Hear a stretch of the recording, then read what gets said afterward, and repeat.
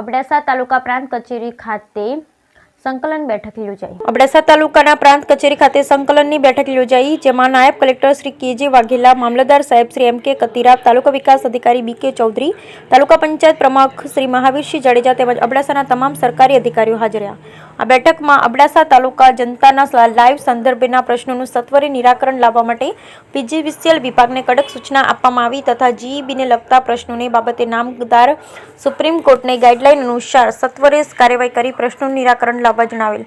ત્યારબાદ સિંચન તથા પાણી પુરવઠા સંદર્ભે આગામી ઉનાળાને ધ્યાને લઈ પાણીના પ્રશ્નો ઉપસ્થિત ન થાય તે બાબતે પ્લાનિંગ કરી પાણી બચાવવા પ્રયત્નો કરવા તથા પાણી સંબંધિત પ્રશ્નના નિરાકરણ કરવા સંબંધિતને સૂચના અપાઈ હતી। સ્કૂલને ઓરડાની ખપત બાબતે આયોજન સંબંધે ઝડપથી દરખાસ્ત કરવા ટીપીઓ તેમજ બીઆરસીને સૂચના આપી। સ્મશાન સગડી બાબતે ફોરેસ્ટ વિભાગને પ્લાનિંગ કરી આગળની કાર્યવાહી સંબંધમાં સૂચના આપવામાં આવી। અબડાસા તાલુકામાં સમાવિષ્ટ ગામોમાં આંગણવાડીના પ્રશ્નો હલ થાય તથા આંગણવાડી નથી તેવા બાબતોમાં જમીન આઈડેન્ટિફાય કરવી તથા ઝડપથી કાર્યવાહી અર્થે સંબંધિત સૂચના અપાઈ।